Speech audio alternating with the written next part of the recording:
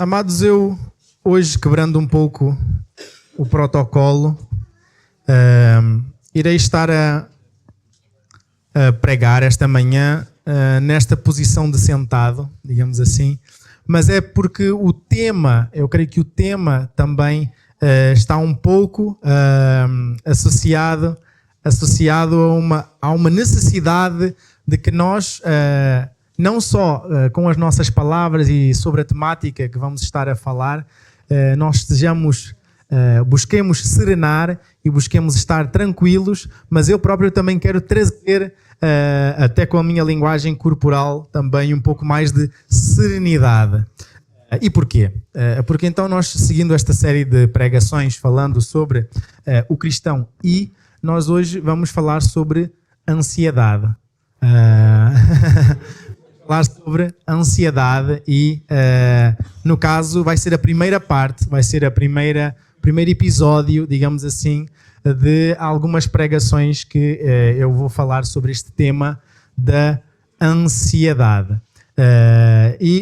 Porventura, ironicamente, eu tenho ideia que alguns irmãos já ficaram um bocado ansiosos por ouvir o tema da pregação, não só porque o pastor vai falar sobre ansiedade e isso está-me a causar ansiedade, ou não é só isso, mas ele disse que vai ser a primeira parte, ele ainda vai falar mais, eu ainda vou ter que ficar à espera para ouvir mais uma pregação sobre esta temática, isso está-me a causar ansiedade. Ok. Então...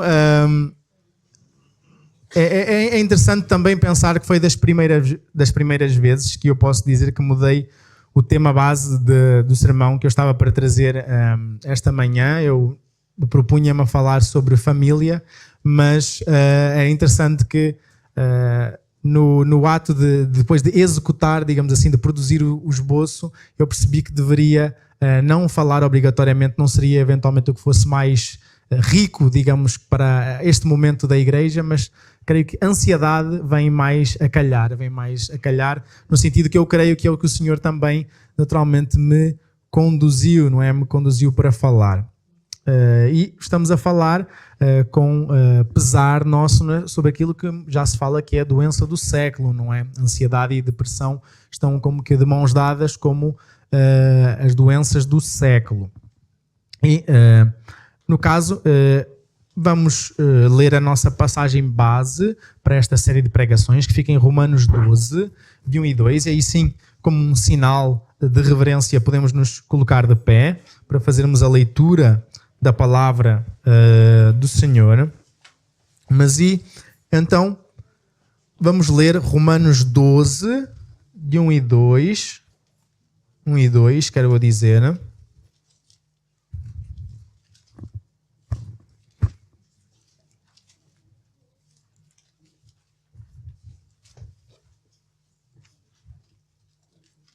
Então, depois no caso, nós iremos mais uma vez ao Senhor em oração. Vamos rapidamente então ao Senhor em oração, pedindo que Ele nos guie e nos oriente neste momento.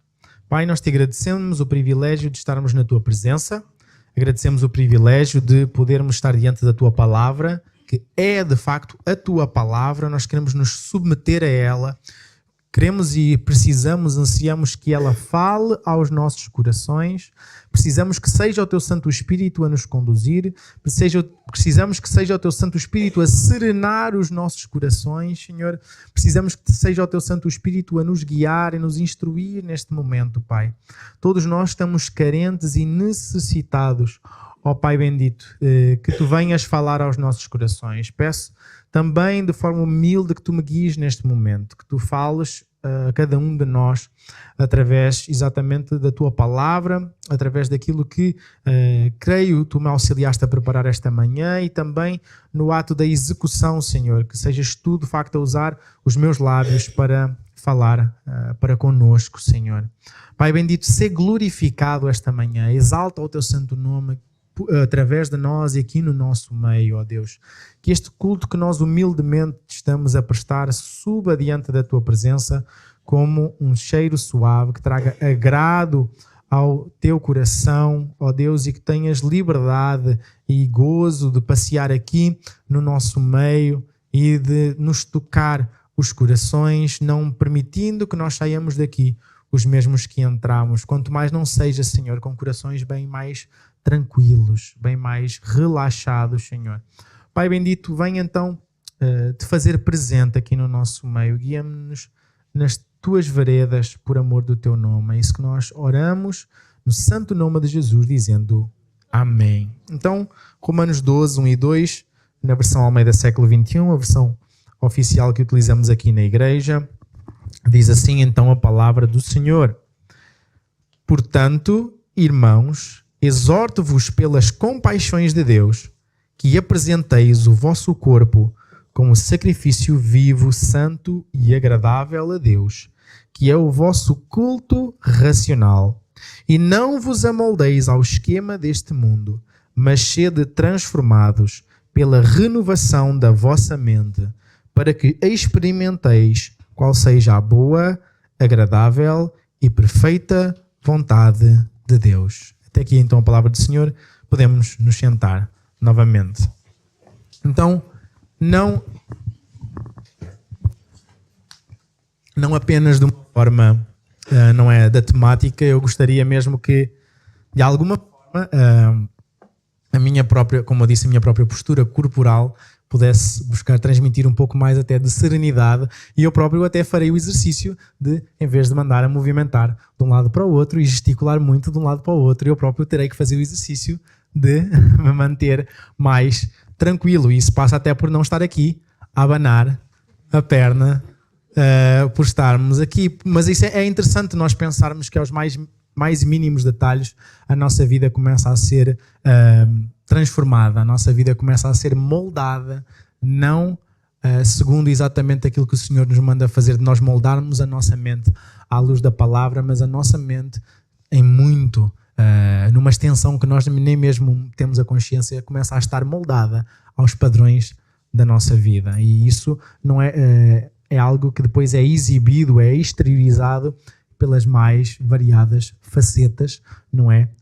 Da nossa vivência, a nossa forma de ser e de estar fica moldado, fica condicionado mais, como eu disse, à cultura, mais aos tempos, mais ao contexto em que nós estamos e vivemos, mas, desculpem, em detrimento de estarem moldado à palavra. Talvez, não sei, pelo que eu já reparei, em alguns, talvez seria um bom momento para nós darmos uma boa inspiradela funda. Isto não é yoga, calmem, isto não é nenhum ritual que nós vamos aqui fazer, mas eu percebi que já há tensão no ar e já há pessoas assim com a respiração um bocadinho assim diferente. Então vamos fazer o seguinte, vamos parar e vamos inspirar fundo, vá. Vamos acalmar um bocadinho porque vamos falar sobre ansiedade e eu não quero que vocês estejam ansiosos porque vamos falar sobre ansiedade, ok?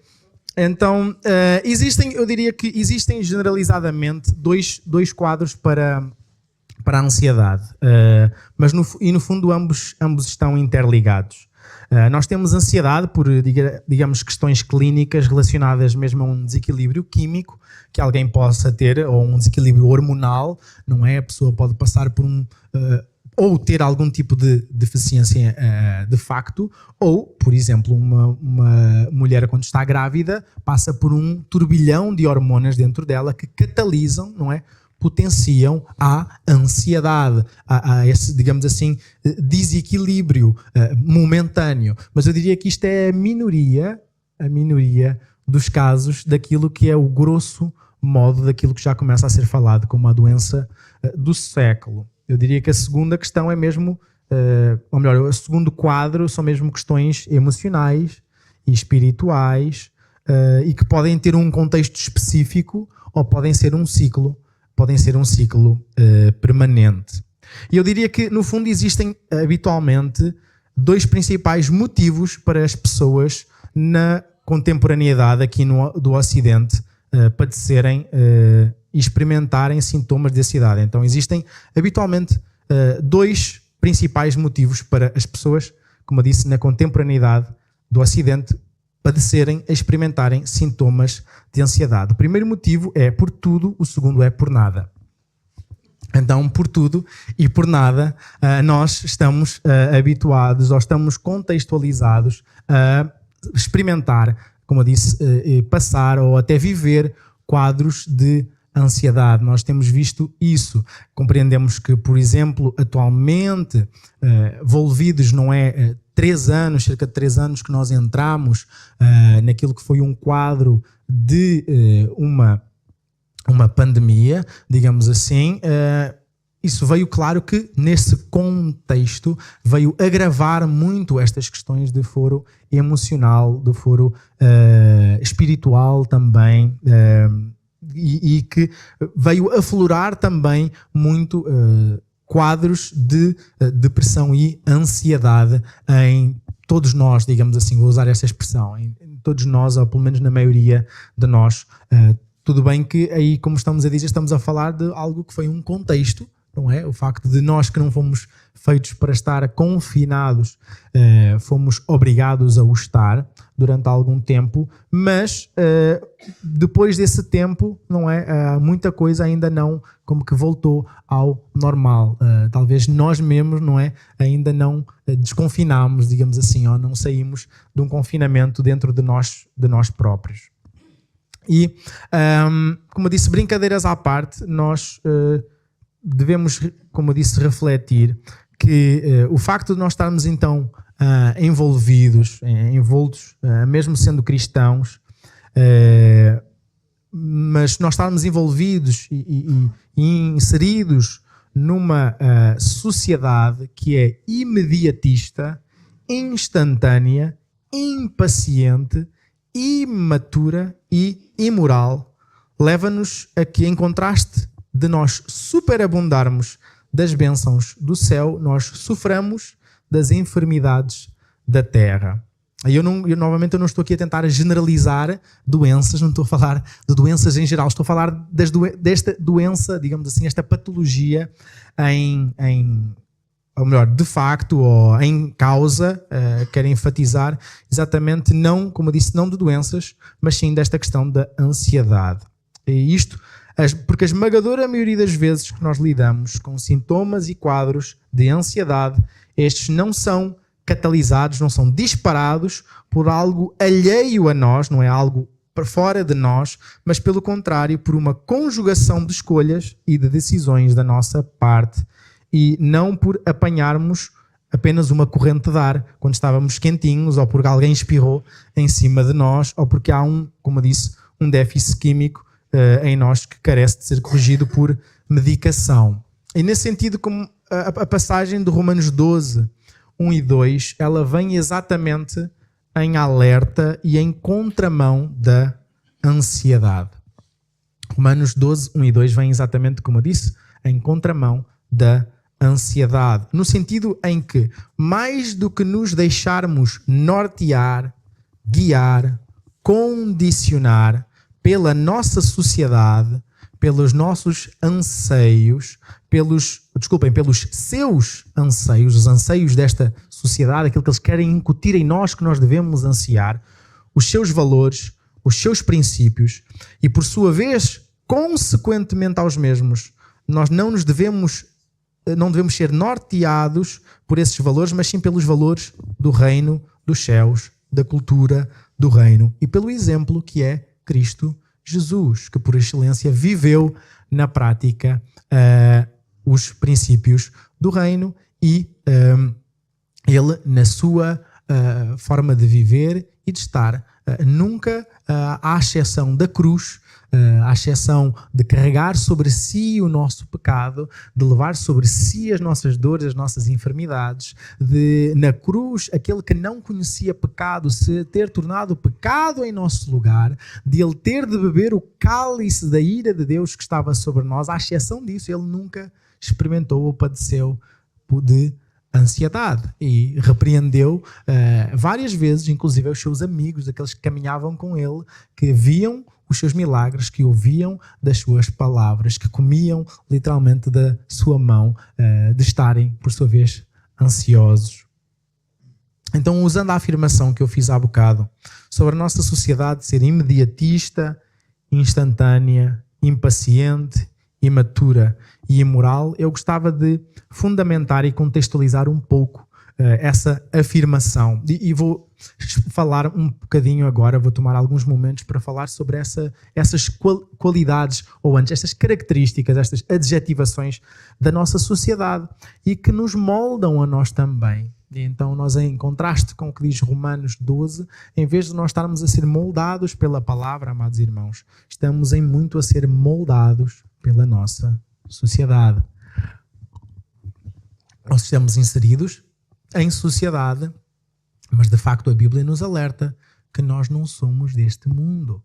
A nossa pátria não é aqui. Então, ainda que inevitavelmente todos nós padeçamos, ou melhor, padeçamos não era este o termo que eu gostava de usar, ainda que todos nós carreguemos aspectos culturais, inevitavelmente, do contexto onde nós vivemos, não só do país, mas da região, do nosso contexto familiar, da história da nossa vida e tudo mais. Tudo isso impacta, forma e molda quem nós somos.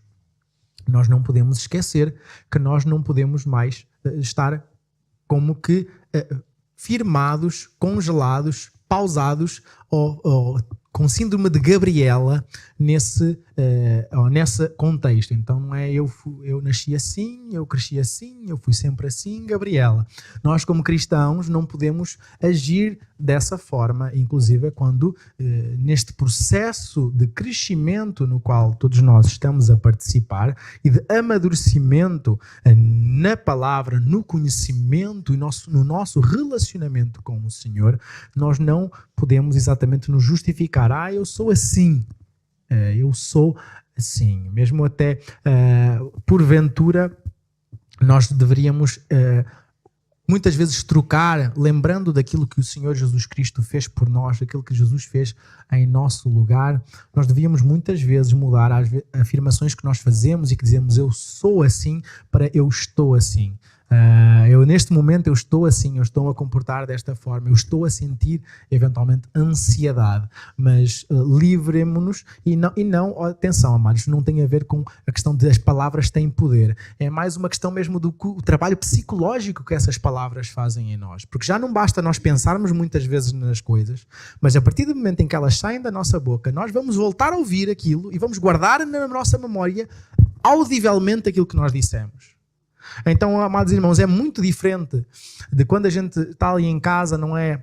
E vai a passar rápido ali numa esquina e manda com o dedo mindinho assim na quina da porta, passa assim certas e determinadas palavras na nossa boca, mas que não saem cá para fora, do que a gente soltá-las cá para fora. Porque depois da gente soltar cá para fora, a gente vai ouvir e vai guardar aquela memória exatamente daquilo que nós acabámos de dizer. Então, muitas vezes a gente pode dizer, mas já pequei na mesma, já pequei no pensamento, eu já pequei. Pecaste de facto, mas há uma diferença entre tu pecares no teu pensamento e tu soltares aquilo cá para fora e voltares a ouvir e as pessoas à tua volta também ouvirem e digamos assim, é pecado ao quadrado, nem diria que é a dobrar, é pecado ao quadrado. Então, mal por mal, digamos assim, busquemos nos refriar e controlar exatamente aquilo que sai da nossa própria boca, para nosso próprio bem, amados irmãos. Porque é isso, há uma grande diferença entre a gente pensar, não é, ouvindo mentiras da nossa carne, não é, que por influenciadas pelo inimigo das nossas almas, e eu pensar assim, eu sou feio, do que eu verbalizar, eu sou feio. Eu dizer isto vai causar uma memória na minha mente e vai trabalhar contrariamente a mim. E depois, mesmo o Santo Espírito estando a trabalhar naquilo e estando-me a dar cristostima, porque nós não precisamos de autoestima, nós precisamos de cristostima, precisamos de saber quem é que é a nossa identidade em Cristo, precisamos de estar seguros, satisfeitos e descansados em Cristo e saber que somos aceitos e amados em Cristo e que é em Cristo que nós encontramos o nosso sentido, propósito e motivo das nossas vidas. Mesmo o Santo Espírito estar a trabalhar não é uma coisa que Deus faz por norma, não é assim tipo o estalar dos dedos, é um processo. E tudo e mais alguma coisa que nós venhamos de causar de areia na engrenagem no processo da nossa santificação, exatamente é autossabotagem, não é? Autossabotagem. É sabotagem contra nós próprios, é nós estarmos, como nós popularmente muitas vezes dizemos, é dar tiros nos pés. Então, amados irmãos, esse aspecto até do que nós verbalizamos trabalha muito nesse sentido, é isso. Nós, na Bíblia, atenção, e novamente não querendo entrar em grandes debates, nem aprofundar muito este assunto hoje, porque não é o momento, mas, biblicamente, não, amados, as palavras por si não têm poder, ok? As palavras por si não têm poder. Quem tem poder é Deus. Deus é que é soberano. Eu posso até, num ato irrefletido, desejar a morte ao meu filho verbalmente. Deus me livre, não é? Mas eu posso fazê-lo. Mas quem é soberano sobre o que acontece ou deixa de acontecer ao meu filho, nem sou eu. É Deus. Deus é que é soberano. Agora, mas ainda assim, eu não vou ser responsabilizado, eu não vou ser julgado, digamos assim, por cada palavra que sai da minha boca. Isso a Bíblia diz que sim. Isso a Bíblia me alerta que eu vou ser julgado até pelas palavras tolas, digamos assim, que saem à toa da minha boca. Por isso eu devo ter cuidado com o que eu verbalizo. Mas, novamente, as palavras por si, como eu disse, por si as palavras não têm poder, mas elas têm, por sua vez, também consequências. Elas gerarão consequências e, nomeadamente, gerará consequências em todos aqueles que as ouvem, acima de tudo. Todos aqueles que as ouvem vão, no mínimo, guardar aquilo na memória. E nós não sabemos exatamente até as consequências que aquelas palavras estão a gerar dentro do coração, dentro da mente de alguém, não é? Muitas vezes, ou diria que a esmagadora maioria das vezes, à exceção da morte, as palavras magoam mais do que uma agressão física e deixam marcas mais profundas, mais difíceis de tratar do que até uma agressão física. Não que estou a falar, não estou a pesar as coisas, mas estou a dizer que, não é, eu, como marido, posso tranquilamente, não é, dizer que eu nunca levantei a mão para a minha esposa, mas tenho que ter muita atenção com as que palavras é que saíram minhas ou da minha boca em direção à minha esposa. O que é que eu já lhe disse e o que é que eu já, não é, já soltei na direção dela, ou a forma como eu já a ataquei ou já lhe bati com as minhas palavras. Porque com as palavras nós podemos matar alguém. Nós podemos matar alguém. Por isso é que o próprio Senhor Jesus diz que é homicida aquele que sem motivo ele odeia o seu irmão e o chama de, no contexto é traduzido como idiota, não é? Ou imbecil, que é aquela expressão raca que tem aqui, que é considerado um homicida. Porquê? Porque o ódio de morte já aconteceu ali no coração. Ele espiritualmente já, digamos assim, ele já na cabeça, ele já o matou. O desejo dele era, se possível, o matava. Só que eu como não quero ir preso e tal, e se calhar as consequências, então a gente fica-se pelo soltar palavras odiosas contra a outra pessoa. Então temos que ter muito cuidado com aquilo exatamente que sai da nossa boca e para nós nem mesmo através das nossas palavras nós estarmos a matar ninguém e novamente estar eventualmente a ser gatilhos de promotores de ansiedade no coração dos outros. Como eu disse, então, agora iria aprofundar um bocadinho mais aquela afirmação que eu fiz há bocado, que esta sociedade é imediatista, instantânea, impaciente, imatura e imoral. E isso nos tem afetado, isso nos tem condicionado, isso nos tem também moldado, contaminado, amados irmãos. E em muitos aspectos, nós em vez de exatamente de estarmos a ser moldados pela palavra, somos moldados pela nossa sociedade. Os nossos pais já eram moldados pela nossa sociedade e nós, por sua vez, estamos provavelmente também a moldar os nossos filhos segundo a nossa sociedade.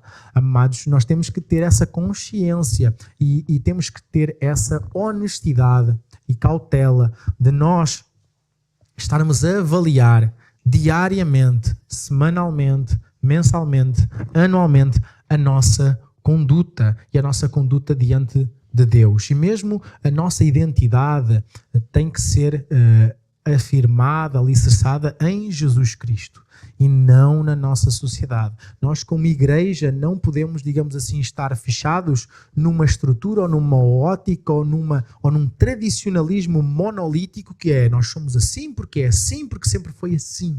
Isso é tradicionalismo. Tradicionalismo é idolatria. Uma coisa é ser tradicional, outra coisa é ser tradicionalista. Eu considero-me alguém tradicional. Eu prezo por aquilo que foi conservado e foi trazido até aqui e me guarda na pureza da palavra. Eu sou tradicional no sentido de eu não abro mão da palavra. Eu considero uma heresia profunda quem me venha dizer que a palavra tem que ser adaptada, atualizada e trazida, digamos assim, mudada para o contexto da sociedade. Isso é exatamente o que Romanos 12, 1 e 2 está a dizer que não pode acontecer. Nós é que temos que ser moldados pela palavra. A palavra é que nos tem que moldar diariamente, semanalmente, mensalmente e anualmente.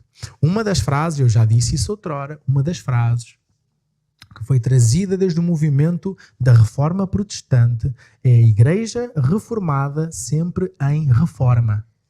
Ok? Igreja Reformada sempre em reforma. Porquê? Nós temos que estar sempre a avaliar e a pensar, nós estamos a fazer as coisas porquê? Qual é a base para nós fazermos o que quer que seja? É a Bíblia? É Deus? É o que realmente o Espírito Santo nos está a conduzir? Ou é os desvaneios da nossa cabeça? É a opinião do pastor A, B ou C? É o que agora a outra pessoa diz que Deus lhe falou e que agora não é por aqui, é por ali? Isso é que é exatamente, temos que ter atenção. O que tem que nortear a nossa vida é a palavra inspirada pelo Espírito Santo de Deus e, por sua vez, iluminada nas nossas mentes e aplicada na nossa vida. Por isso temos que estar sempre em constante alerta para pensar, opa, que se calhar nós já nos conformamos em vários aspectos à sociedade e não, sim, à transformação pela palavra de Deus. Então, imediatista. A nossa sociedade é imediatista. Então, no sentido que ela está apegada ao que é novo, ao que é atual, ao que está a acontecer agora. Não sei se vocês já perceberam essa característica, que agora muito aqui no Ocidente, por exemplo, aquilo que é bom é o que é novo.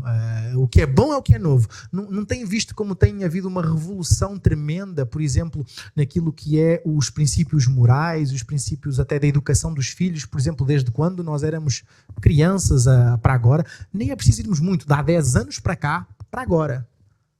Agora não, toda a gente para trás em milénios de humanidade estava tudo burro. Não, nós agora é que sabemos como é que é. Não, agora é que nós iluminados, nós agora é que sabemos porque é novo. Então, até Siri concorda comigo. Então, nós agora, exatamente, agora é que é correto, agora é que é bom, nós é que sabemos, não é? Porque agora é a última ponta de tecnologia e isso é que é bom, então o que está para velha tem que já ser trocado, tem que ser, porque eu preciso é do agora, o atual, aquilo que está a acontecer agora, isso é que é o correto. Por norma é isso, é novo, é sinónimo de bom. Logo assim, é uma da característica um bocado da nossa sociedade, acima de tudo. Quem é mais jovem sente mais isso, digamos assim, na pele e percebe que as pessoas à sua volta têm mais essa questão mais presente dessa questão do que é novo é que é bom. Inclusive existe uma sigla que é a sigla FOMO, que também já existe, é um conceito, é como se fosse um conceito patológico, que é uma sigla em inglês, que literalmente significa Fear of Missing Out, ou seja, isto traduzido é mais ou menos medo de ficar à parte ou de ficar de fora. Então as pessoas, muitas das coisas que vão fazer é porque têm medo que vão ficar desatualizadas e assim, não, eu preciso estar atualizado porque isto está a acontecer, eu também preciso. Então saiu um jogo novo, eu tenho que comprar. Mãe, saiu um jogo novo que os meus colegas todos estão a jogar e como é que eu não vou esperar 1, 2, 3 semanas? Porque estão todos a jogar à minha volta, como é que eu também não vou jogar aquele jogo? Então está toda a gente agora a comprar aquela marca de telemóvel, como é que eu também não vou participar? Está toda a gente a ver aquela série do momento, toda a gente fala na rede social, eu tenho que ir ver aquela série. Porquê? Porque toda a gente está a falar sobre aquela série, independentemente se é bom, se é mau, que valores é que aquilo promove, mas é o medo de nós ficarmos de fora. É o medo de sentirmos que estamos à parte, que estamos de fora, como que estamos alienados. É engraçado que eu pensava mais nisso em relação, particularmente pensava mais em relação ao marketing, como o marketing trabalha muitas vezes nessa onda. Muito daquilo que agora é a forma de se vender é exatamente incutir medo na pessoa dela ficar desatualizada, dela não experimentar aquela experiência que aquele produto irá trazer. Então a pessoa fica, eu preciso de comprar a porcaria daquele perfume porque senão eu vou cheirar mal. Qualquer outro perfume já não serve porque é o novo perfume que o Cristiano Ronaldo usa, o Brad Pitt usa. Então eu preciso também experimentar, não é? Ter aquele aroma por 500 euros também sobre a minha pele, porque senão eu vou cheirar logo mal. É só isso. Eu vou cheirar bem, vou cheirar como o Brad Pitt, ou vou cheirar... Então, inclusive, como eu estava a dizer, nós... Pronto, este é um contexto, como eu disse, mas é um fenómeno que tem uma ramificação patológica que está a afetar muitas pessoas das várias faixas etárias na nossa sociedade. Esta questão do medo de ficar de fora. Basta nós pegarmos num pequeno exemplo que nós vamos nos lembrar na história da nossa vida, ao longo da nossa caminhada, independentemente até da faixa etária daqueles que nos estão a ouvir neste momento, nós vamos lembrar que, por exemplo, todas as modinhas do nosso tempo, pelo menos, de escola, começavam todas mais ou menos da mesma forma. Uma pessoa famosa vestia-se de tal maneira, cortava o cabelo de tal maneira, ou assim. De repente, alguém lá na escola tentava copiar, passado um bocado já havia mais alguém a copiar também, e passado um bocado já começava tipo uma epidemia a alastrar-se, era não sei quantas pessoas a cortarem o cabelo daquela forma, a usarem aquela peça de roupa, a usarem as coisas daquela forma, e passado pouco tempo toda a gente fazia, mas já ninguém sabia nem quem era, se for preciso, a estrela que tinha trazido o penteado ou roupa ou o quê.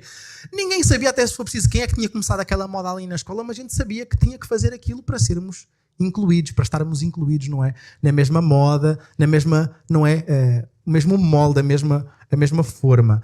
Quantas vezes, não é? Para aqueles que já são pais, nós ainda não passamos por essa experiência, não é? Mas porventura aqueles que já são pais e já são pais há algum tempo tiveram que lidar várias vezes com os vossos filhos a pedirem, mas eu preciso de comprar aquelas sapatilhas porque toda a gente lá na escola agora anda com aquela marca de sapatilhas.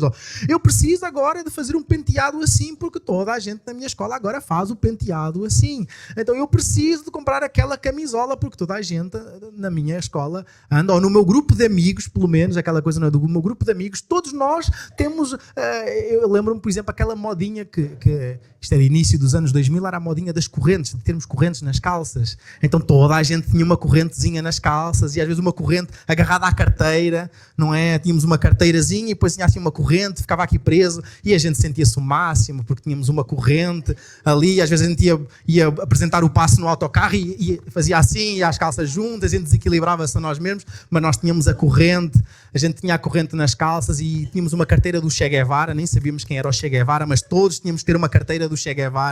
Então, para vocês terem a noção, a gente não fazia a mínima ideia das coisas, mas era moda. Então nós, para não ficarmos de fora, os nossos pais lá tinham que gastar dinheiro, ou a gente às vezes até ia comprar às escondidas porque tínhamos que pertencer ao grupo. E é muito interessante nós pensarmos estas coisinhas assim pequeninas que nós, independentemente da nossa faixa etária, nós lembramos e pensamos como nós embarcámos e vivemos e experimentámos, não é? Independentemente até às vezes do nosso extrato social, os nossos pais às vezes tiveram que fazer esforços só porque a gente tinha que ter a porcaria daquela peça de roupa que era caríssima, fora do nosso extrato social, mas tinha que ser porque tem que também ser idêntico aos outros. Então, mas nós lembramos de como isso já existe, pelo menos em todos nós vamos ver como nós crescemos e lidamos com essa realidade. Mas agora nós vamos elevar isso à potência de 1000. Porquê que eu digo vamos elevar isso à potência de 1000? E vamos meter milhões de pessoas das várias faixas etárias a verem o suposto dia a dia, não só dos famosos, mas uma das outras.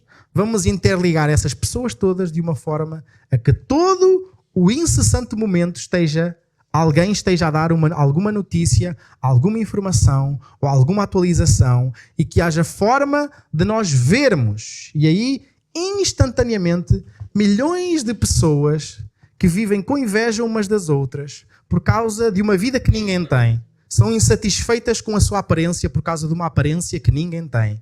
Estão demasiado endividadas até ao tutano, tentando aparentar um status social que eles não têm. Não conseguem aproveitar nada porque, em vez de viverem um momento, estão mais preocupados a vê-lo através de um ecrãzinho ou porque estão preocupados em saber o que é que os outros estão a fazer naquele momento. Estão infelizes com o seu cônjuge porque os dos outros faz X, Y, Z, como eles viram no vídeo, eles viram na foto, eles leram que a outra pessoa a contar e perdem horas do dia, dias na semana, semanas no mês, meses no ano, a verem informação inútil e a aprender a dancinha do momento ou qual é que é a atual nova brincadeira e assim se passa mais um dia, se passa mais uma semana, se passa mais um mês, se passa mais um ano em que tu não leste a Bíblia, tu não oraste, tu não venceste aquele pecado de estimação que já te persegue há anos e na tua guerra contra o pecado tu tentes-te a perder todos os dias. Já pensaram como isto é uma ferramenta, amados irmãos? É uma ferramenta. Isto é como se fosse um canivete suíço. A gente aqui tem condensado uma série de coisas. Mas não esqueçamos, um canivete suíço tem um abre-latas para a gente poder se desenrascar e matar a fome, por exemplo. Mas também tem lá uma lâmina. Tem lá uma lâmina que dá para a gente eventualmente cortar uma corda que está presa ou para a gente espetar em alguém. É uma ferramenta. O problema não está na ferramenta. O problema está na forma de usar a ferramenta. Ninguém tem culpa, não é? De quem usa mal os canivetes suíços. Por exemplo, para assaltar alguém. Mas nós temos de ter cuidado como é que a gente usa a nossa ferramenta. Amados irmãos. E não sei se vocês têm a noção, novamente, também não é o tema desta pregação. Creio que lá chegaremos e poderá ser interessante nós pensarmos sobre isso. Mas a esmagadora maioria de quem, tanto dos donos de grandes empresas da área tecnológica, como quem participou na criação das redes sociais, como quem trabalha neste momento nas redes sociais, os seus filhos ou não têm, ou estão proibidos de ter, ou usam os aparelhos deste género poucas horas por dia, são limitados a usar poucas horas por dia, ou, novamente, nem têm. Porque quem está a ganhar muito dinheiro com exatamente o advento e utilização das redes sociais, sabe os males e os prejuízos que também vêm acarretados com aquilo. Quanto mais não seja, e vou parar por aqui, por falar sobre os algoritmos de todas as grandes redes sociais serem baseados no mesmo princípio químico que produz em nós das slot machines dos casinos. Ok? É a mesma mecânica. É aquela ideia, eu vou rolar e vai vir algo novo. Talvez eu ganhe desta vez. E é sempre naquela adrenalina, por isso é que há alguém que não é viciado, todos nós, talvez nunca muitos de nós entramos num casino. Talvez nunca muitos de nós metemos uma moedinha numa máquina e carregamos lá. Mas qualquer um de nós, por causa da forma como o nosso cérebro trabalha, em pouco tempo poderemos estar altamente viciados numa máquina daquelas por causa daquilo que vai produzir em nós. A sensação, aquele nervosinho miudinho. Será que eu vou ganhar? Será que eu vou ganhar? E lá de repente a gente, ganhei 10 euros e esquecemos que tínhamos acabado de estourar 50 até ganharmos aqueles 10. Mas a adrenalina que dá a ganhar aqueles 10 naquele momento vai ser suficiente para nos tolerar mais 100, que a gente vai ali estar a tentar encontrar algo novo. Então, as grandes redes sociais, os algoritmos são feitos para nos dar essa sensação.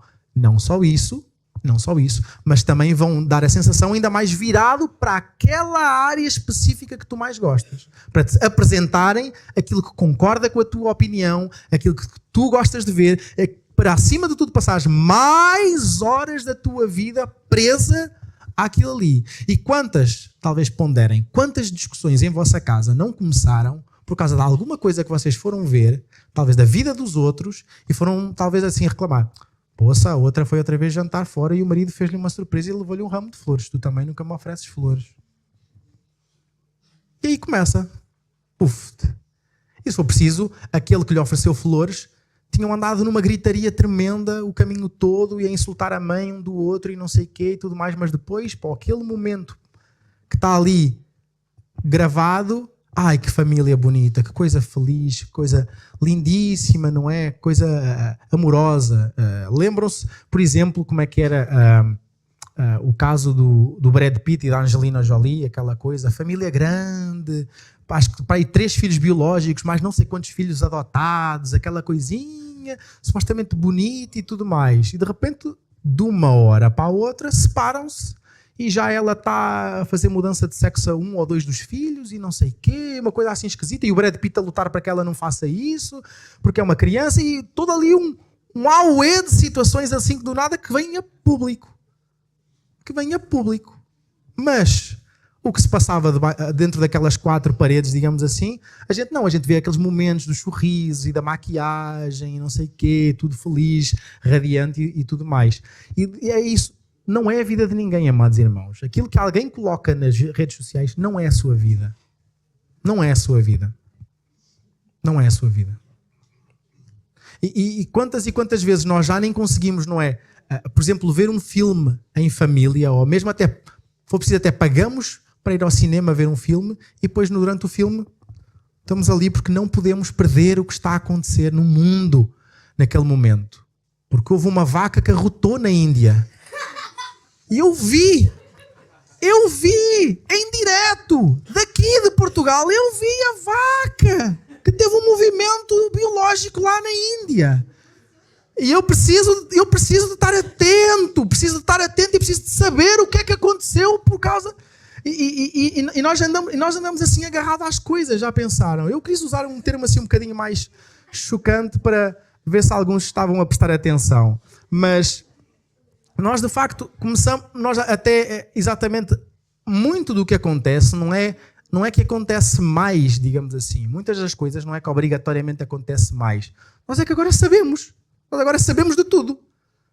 Caramba, antes quando um filho imigrava, ele imigrava e primeiro a gente ia esperar por um telegrama que chegasse ou uma carta a dizer que chegou. Daqui a uma semana ou 2 vinha lá uma carta a falar sobre o que aconteceu, foi preciso há uma semana atrás, e as famílias iam se comunicando assim. Mesmo noivos comunicavam lá, ia uma carta por mês ou uma carta 2 em 2 semanas, aquela coisa. E as pessoas aprendiam a valorizar os momentos e assim. Agora, se for preciso, as pessoas vivem na mesma cidade e ele está casado e se ele não liga à mãe todos os dias, já há problemas. Então nós temos que perceber a viver as coisas na esfera de vida. Isto nada contra um bom relacionamento das mães com os filhos, mesmo depois de casar. Mas há diferença. Há diferença. Eu lembro-me de uma vez ter chegado ao pé da minha mãe e ter-lhe dito assim: mãe, tu sempre vais continuar a ser mãe, mas tu já não vais ser mamã. Se é que me entendes. Ela continuava a ser minha mãe, continua a ser minha mãe, mas ela já não é a minha mamã que me vai dizer o que é que eu vou fazer, o que é que eu vou vestir, a que horas é que eu vou, aonde é que eu vou. Agora vai ter que ter paciência, mas agora eu já sou dono de outra casa, digamos assim. Eu já tenho que cuidar da filha de outra. Então a missão mudou e o relacionamento evoluiu. Não é que piorou, não é que ficou estragado. Evoluiu, mudou. Depois, amados irmãos, sociedade impacientes. Por exemplo, basta nós pensarmos que os restaurantes que... só confirmar aqui... Ok, desculpem, não. Instantânea, sociedade instantânea. Vou dar um exemplo simples que vai ilustrar o que eu quero falar e mostrar o contraste entre o antes e o agora. Se nós pensarmos naquilo que são os pratos de culinária por excelência das várias culturas, nós pensamos... aqueles pratos que a gente assim mais talvez se lembra, que mais nos marcam, da nossa região, pelo menos. Por exemplo, isso, eu pensando, lembro-me logo disso. Os melhores pratos eram aqueles que demoravam horas a fazer. Se for preciso, os melhores pratos eram aqueles que a gente tinha que começar com um dia de véspera a preparar, e depois aquele ficava a cozinhar não sei quanto tempo, e tinha toda uma série de processos, e esses eram os melhores pratos. Eram aqueles que nos davam mais alegria de comer. E agora, exatamente, nós vemos que o que mais agora se dá, ou melhor, a panela, eu diria assim, a panela que marca a nossa geração chama-se micro-ondas. Um minutinho, pim, está pronto. Agora a gente, antes era aquela coisa, é forno na lenha, não sei quantas horas, e tem que ver, ir espreitar durante não sei quanto tempo. Agora, se a coisa demora mais de meia hora a preparar, a gente, não, já nem vale a pena, não tem muito mais que fazer. Muito mais que fazer. Então, aquilo antigamente era aquela coisa, e não é só por causa de uma evolução tecnológica, é por causa da nossa. É uma questão de sensação, é uma questão do nosso comprometimento. Mesmo até a ideia de nós nos sentarmos à mesa, antes era aquela coisa, um momento sagrado, a família senta-se à mesa, a gente vai conversar um bocado e tudo mais. Agora a gente senta-se, cada um com o seu telemóvel já na mão, sorver rápido a comida, porque eu tenho muito mais que fazer. Tenho todo um mundo lá fora à minha espera. Depois, impacientes, igualmente, basta nós pensarmos que os restaurantes que mais faturam não são os que vendem feijoada, ou chanfane, ou leitão à bairrada, ou moamba de galinha, mas antes são aqueles que em cerca de 5 minutos depois da gente ter pedido um hambúrguer, parece que por magia já ali está o hambúrguer preparado à nossa frente. Então nós somos marcados pela comida rápida, não é? O fast food, comida rápida. A gente quer pedir e se a gente olha ali, eu vou ter que esperar 7 minutos em vez de 5 para que o hambúrguer chegue à minha mesa? Não, o que é isso? Eu nunca mais volto a este restaurante. Nunca mais volto aqui. Eu nunca mais volto aqui. 7 minutos para me trazerem um hambúrguer à mesa. Então nós estamos a ser moldados, irmãos. Tudo isto vai formatando. E atenção, isto não tem nada a ver com capitalismo, irmãos. Tem a ver com coração. Isto é tudo questões do coração. É tudo questões da nossa exigência, da forma como nós estamos a viver, assim de forma impaciente. Nós não conseguimos esperar. Depois, imatura. Não sei se vocês sabem, mas os teóricos recentemente já fizeram uma atualização, e isto, se vocês forem, por exemplo, se vocês apelarem para Nossa Senhora do Wikipédia, vocês vão encontrar lá exatamente a dizer que a adolescência já foi atualizada até aos 24 anos de idade. Até aos 24 anos, tecnicamente, uma pessoa ainda pode ser considerada adolescente. Por exemplo, em Portugal, a maioridade é aos 18 anos. Mas, mesmo legalmente, mesmo em termos de tribunais e em processos criminais, a pessoa terá atenuantes até aos 21. Até aos 21 anos, ela terá atenuantes como se ainda fosse um adulto, mas não é bem um adulto. É quase que é um adulto. Mesmo os crimes que ela venha a praticar, vai haver uma atenuante, porque ela não é considerada uma pessoa completamente imputável. Não sei se vocês sabiam disso.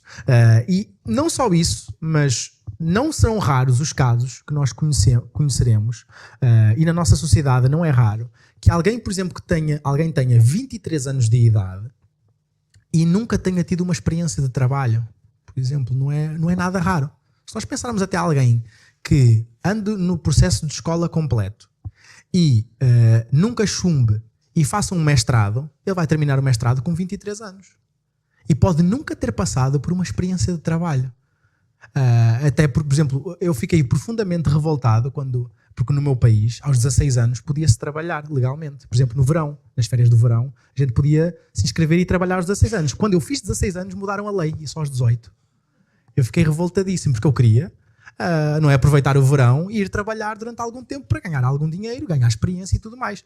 Quando eu fiz, explicaram, olha, a lei acabou de mudar, a lei mudou, agora só aos 18. E legalmente, em Portugal, só aos 18 anos é que se pode agora trabalhar. Então, mesmo quando a gente arranjar um trabalho mais cedo, tem quase que as empresas estarem a cometer uma ilegalidade para nós podermos simplesmente ter uma experiência de trabalho. Claro que, calma, há situações há certos trabalhos nas câmaras municipais que dá para se inscreverem. Eu participei disso também, aproveitei para tentar participar disso nas câmaras municipais, empregos de verão, experiências assim que fazem um estágio e vão ser ligeiramente remunerados e assim, mas legalmente vocês não podem simplesmente se inscrever numa fábrica e trabalharem ali 1-2 meses no verão, porque só podem fazer isso aos 18 anos. E se nós pensarmos até, e talvez até nos filmes que nós víamos e tudo mais, era super comum nós vermos até crianças, digamos assim, que, por exemplo, tinham já a tarefa de ir distribuir os jornais antes de ir para a escola.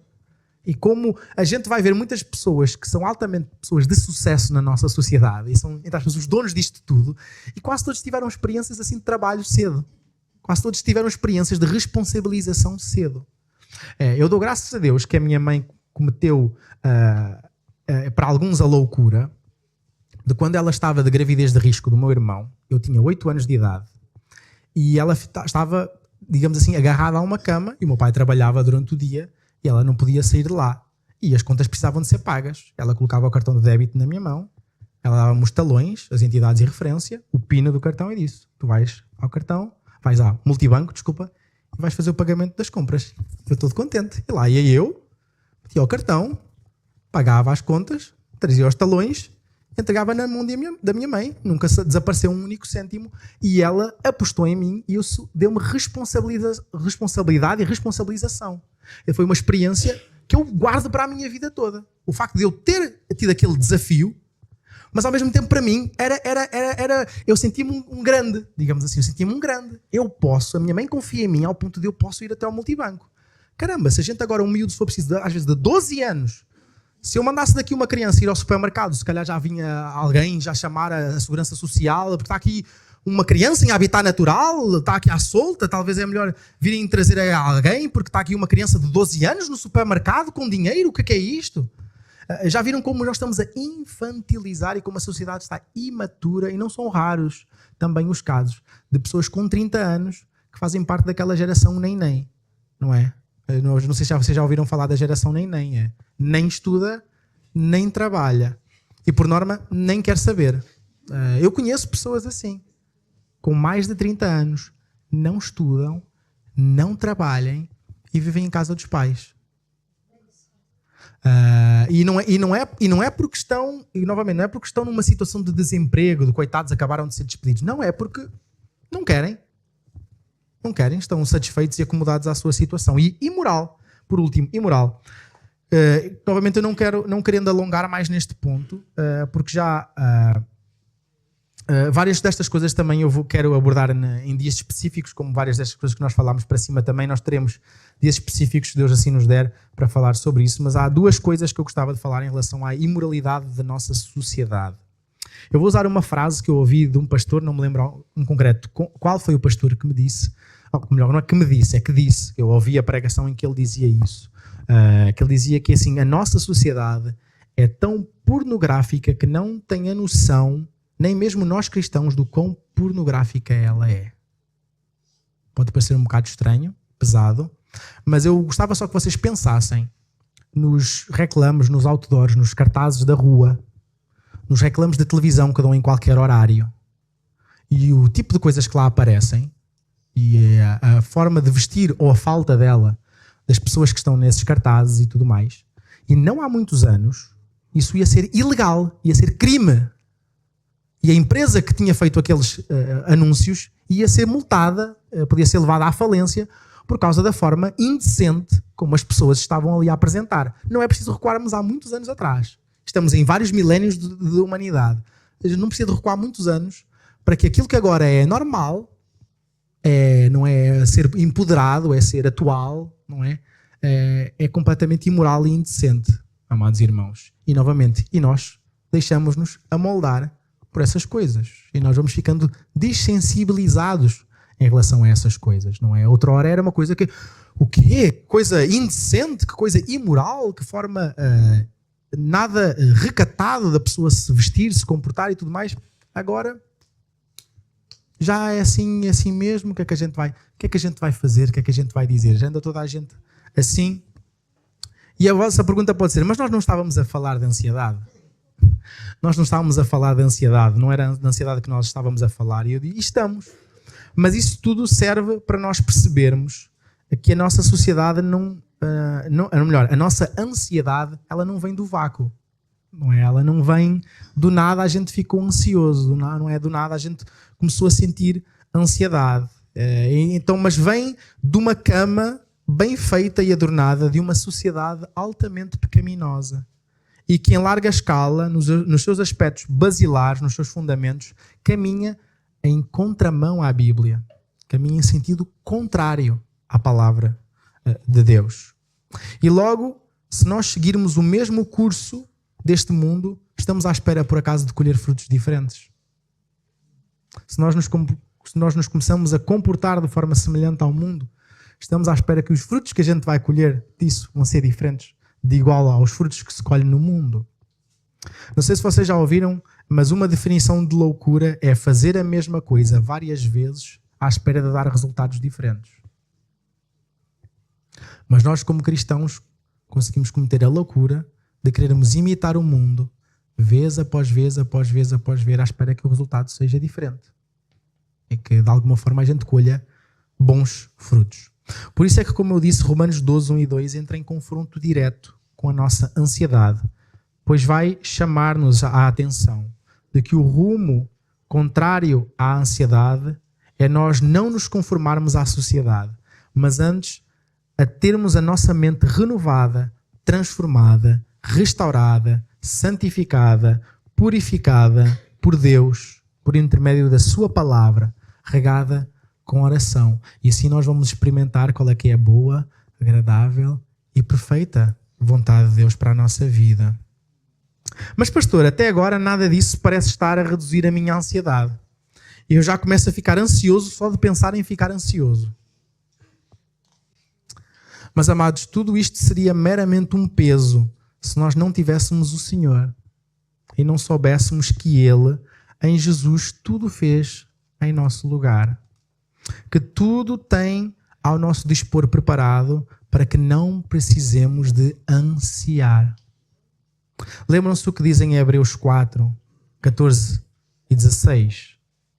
Hebreus 4, 14 a 16 diz: portanto, tendo um grande sumo sacerdote, Jesus, o Filho de Deus, que entrou no céu, mantenhamos com firmeza a nossa declaração pública de fé, porque não temos um sumo sacerdote que não possa compadecer-se das nossas fraquezas, mas alguém que à nossa semelhança foi tentado em todas as coisas, porém sem pecado.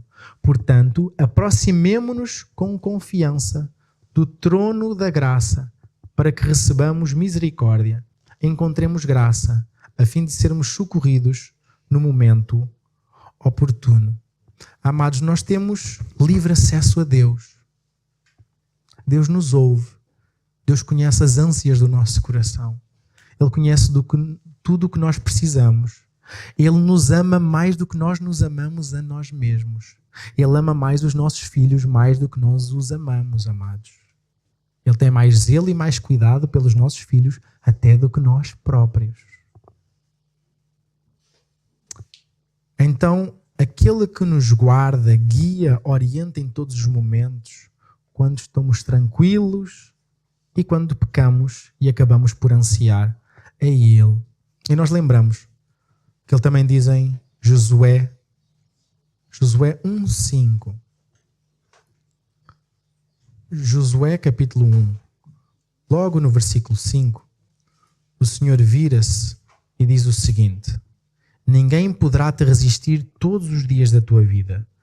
Como estive com Moisés, assim estarei contigo. Não te deixarei, nem te desampararei. Isto não se aplica apenas a Josué. Aplica-se a nós também. O Senhor nos diz: não te deixarei, não te desampararei.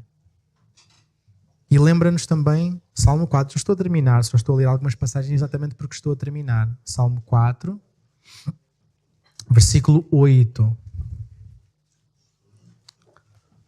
Salmo 4, versículo 8, nos diz: em paz me deito e durmo, porque deitar, todos nós provavelmente nos deitamos. Mas aqui o salmista diz: em paz me deito e durmo. Porquê? Porquê que ele faz isso? Porque só tu, Senhor, me fazes com que eu viva em segurança. E isto dito em tempos de guerra, em tempos com inimigos mesmo, pessoas que queriam a morte deles. Então que o Senhor esteja desde já a nos dar estratégias para nos afastarmos das fontes de ansiedade. Que Ele venha então trazer refrigério à nossa alma, que Ele venha nos capacitar a, como iremos depois poder continuar a ver, não andar ansiosos por coisa alguma. Não é? Nos recomendou o Senhor, nos repreendeu o Senhor. Não andeis ansiosos por coisa alguma. Vamos então terminar com uma palavra de oração e de seguida, então, vamos ter o pós-lúdio. Depois do pós-lúdio, só avisar aos irmãos, todos aqueles que tiverem interesse em ficar, porque será só apresentado rapidamente o resumo do resultado financeiro do mês anterior e nós teremos teremos um momento de oração por isso. Ok, amados irmãos? Então vamos terminar com uma palavra de oração. Sim, quem está em cima terá que descer cá para baixo porque não será transmitido, não é? Não será, nós não iremos estar a transmitir esse relatório, digamos assim. Mas bem, vamos então ao Senhor em oração. Te agradecemos, Pai de amor, pois de facto nós precisamos aprender a nos serenar em Ti, Senhor. Aprender a Te entregar as nossas ansiedades e não só isso, mas também a nos afastarmos das coisas que nos provocam ansiedade, Senhor, daqueles que são os gatilhos, dos contextos. Muitas vezes, inclusive, infelizmente, teremos que nos afastar um pouco de algumas pessoas, Senhor, que buscam nos causar ansiedade, Pai. Ajuda-nos a escolher também as nossas companhias de forma correta, Pai bendito. Ajuda-nos a preencher o nosso tempo com aquilo que nos edifica, não apenas com aquilo que é para passar o tempo, Senhor. Ajuda-nos a, mesmo nos tempos de lazer, a sabermos escolher coisas que nos vão aproximar de Ti, nos vão fazer desenvolver um relacionamento mais íntimo contigo, Senhor. Nos vão amadurecer e agregar e não fazer com que nós, de alguma forma, para nos divertirmos, supostamente, temos que pecar contra Ti, Senhor. Longe de nós pensar dessa forma. Então, ó Deus, vem trazer a Tua paz aos nossos corações. Ajuda-nos, sim, a desfrutar dos momentos, Senhor. Ajuda-nos a saber pousar os telemóveis, sair, se necessário, das redes sociais, darmos um tempo, Senhor, para os que estão lá fora, em contraste daqueles que estão aqui mesmo ao nosso lado, Pai.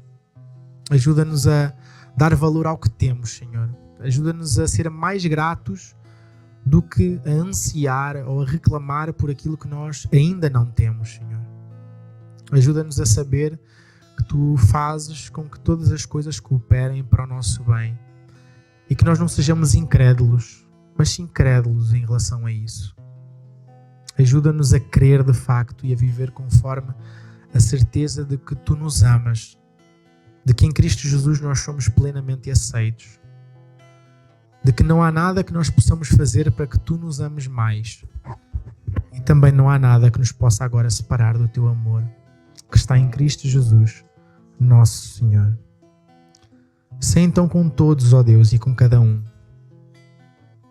Que a graça do nosso Senhor Jesus Cristo, que o Teu grande amor por nós, Deus Pai, que as doces consolações, o refrigério, a paz, a coragem, a ousadia para a pregação do Evangelho possam estar em todos e em cada um, trazidos pelo Teu Santo Espírito. Oramos no santo nome de Jesus, dizendo: Amém.